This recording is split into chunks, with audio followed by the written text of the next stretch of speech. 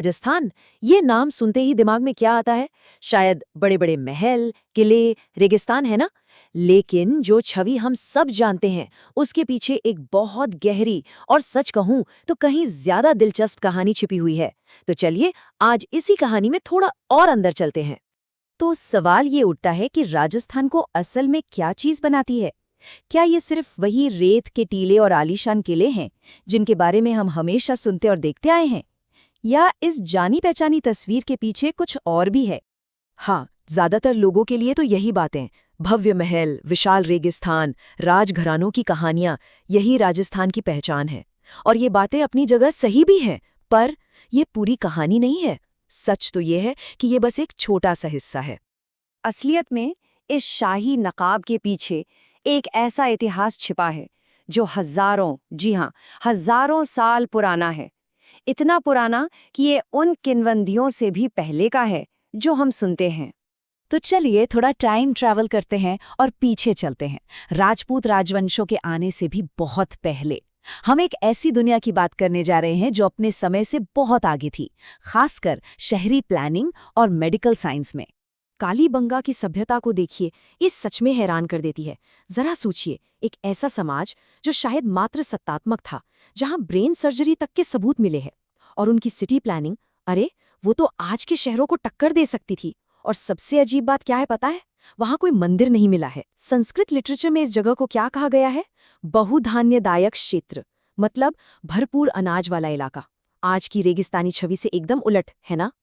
अच्छा, कालीबंगा के बाद भी इस जमीन पर आजादी की वो भावना कम नहीं हुई। यहाँ पर योधे, मालव और शिवे जैसे बहुत ही शक्तिशाली गणतांत्रिक कबीले रहा करते थे। और एक बात पर गौर कीजिएगा, ये सिर्फ कबीले नहीं थे, ये प्रॉपर रिपब्लिक्स थे, मजबूत गणराज्य। इन्होंने कुषाण जैसे बड़े बड़े साम्राज्यों को भी टक्कर दी और अपनी आजादी को हमेशा बचाए रखा। तो अब आते हैं राजस्थान के इतिहास के उस चैप्टर पर जो सबसे ज्यादा मशहूर है, राजपूतों का दौर। लेकिन हम यहाँ सिर्फ किस्से कहानियां नहीं दोहराएंगे, हम किंवदंतियों और असलियत दोनों को समझने की कोशिश करेंगे। अब ये सवाल कि राजपूत आए कहाँ से, ये एक ऐसा सवाल है जिस पर आज भी हिस्टोरियंस के बीच बहस होती है।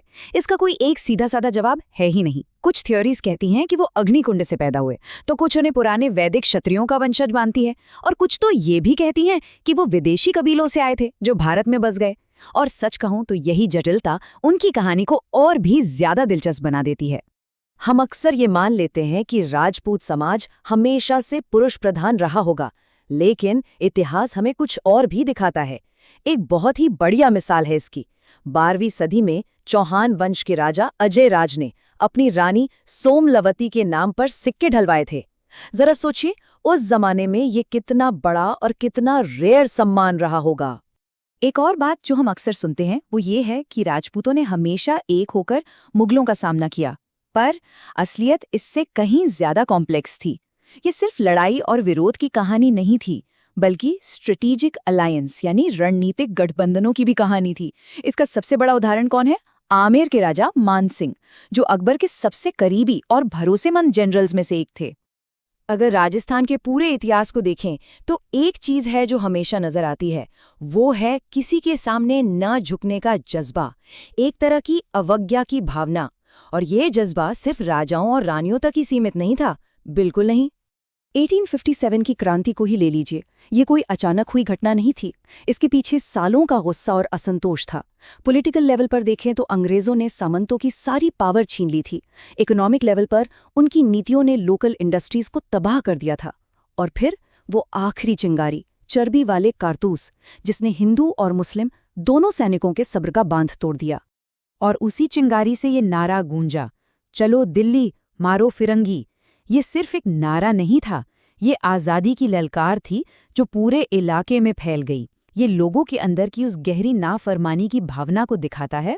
और जैसा मैंने कहा, ये विरोध सिर्फ सैनिकों तक नहीं था। बिजोलिया का किसान आंदोलन इसकी एक बेहतरीन मिसाल है। किसानों ने दशकों तक संघर्ष किया और आखिर में जो हासिल किया वो कमाल था। ये जो नंबर दिख रहा है 35, ये सिर्फ एक नंबर नहीं है, ये उन 35 अलग अलग तरीके टैक्स का नंबर है जिन्हें खत्म करवा दिया गया। ये आम लोगों की एकता की ताकत का सबूत है। लेकिन विरोध की हर कहानी का अंत जीत के साथ नहीं होता। मानगढ़ पहाड़ी की घटना इसी की एक दुखद याद दिलाती है। समाज सुधारक गोविंद गिरी के नेतृत्व में भील समुदाय के हजारों लोग शांति से अपने हकों के लिए इकट्ठा हुए थे, और जवाब में क्या मिला? ब्रिटिश सेना ने उन पर गोलियां चला दी। यह हमारे स्वतंत्रता संग्राम का एक ऐसा पन्ना है जिसे अक्सर भुला दिया जाता है, लेकिन जो बहुत महत्वपूर्ण है। पर कमाल की बात यह है कि इसी संघर्ष और उथल-पुथल से भरे इतिहास ने कुछ बहुत ही खूबसूरत कला को जन्म दिया। तो चलिए अब उस वाइब्रेंट कल्चरल हेरिटेज पर एक नज़र डालते हैं जो इस जमीन की असली पहचान है। सबसे पहले बात करते हैं पिछवाई कला की। ये सिर्फ पेंटिंग्स नहीं है, ये भक्ति में डूबी हुई कहानियां हैं जो कपड़े पर उकेरी जाती हैं। पारंपरिक रूप से इन्हें नाथद्वारा के मंदिरों में श्रीनाथ जी की मूर्ति के पीछे लगाया जाता है और ये कृष्ण की लीलाओं को बिल्कुल जिंदा कर देती हैं। अब ये देखिए, थेवा कला। ये सोने और कांच का एक ऐसा जादुई मेल है जो देखने में बिल्कुल अनोखा लगता है। ये तकनीक इतनी खास और कीमती है कि प्रतापगढ़ के कारीगरों ने इसे सदियों तक एक राज बनाकर रखा, और ये कला सिर्फ पिता से बेटे को ही सिखाई जाती थी। और ये है बणी ठणी। इन्हें तो भारत की मोनालिसा भी कहा जाता है। ये किशनगढ़ पेंटिंग स्टाइल की पहचान है। अपनी उन लंबी खूबसूरत आंखों और तीखे नैन नक्श के लिए जानी जाती हैं। कहते हैं ये कला एक राजा और उनकी प्रेमिका, जो एक गायिका और कवयित्री थीं, उनकी प्रेम कहानी से निकली है। और जब हम बीकानेर पहुंचते हैं तो कला की मुलाकात होती है रेगिस्तान के जहाज से, यानी ऊंट से। ये है उस्ता कला। इसमें ऊंट की खाल को ही कैनवस बना दिया जाता है और उस पर सोने की पत्ती से बारीक डिजाइन बनाए जाते हैं। ये एक ऐसी आर्ट फॉर्म है जो उतनी ही यूनिक है जितना कि ये इलाका खुद। और देखिए, ये सिर्फ खूबसूरत दिखने वाली कलाकृतियां नहीं हैं, ये एक ऑफिशियली रिकॉग्नाइज्ड विरासत है। नाथद्वारा की पिछवाई कला हो या कठपुतली या फिर पोकरण की पॉटरी, इन सबको जीआई टैग मिला हुआ है। ये टैग इनकी ओरिजिन और क्वालिटी की गारंटी देता है और इनके कल्चरल महत्व को बचाता है। तो इन सारी कहानियों, इन लड़ाइयों और इस खूबसूरत कला को देखकर हम आखिर समझते क्या हैं?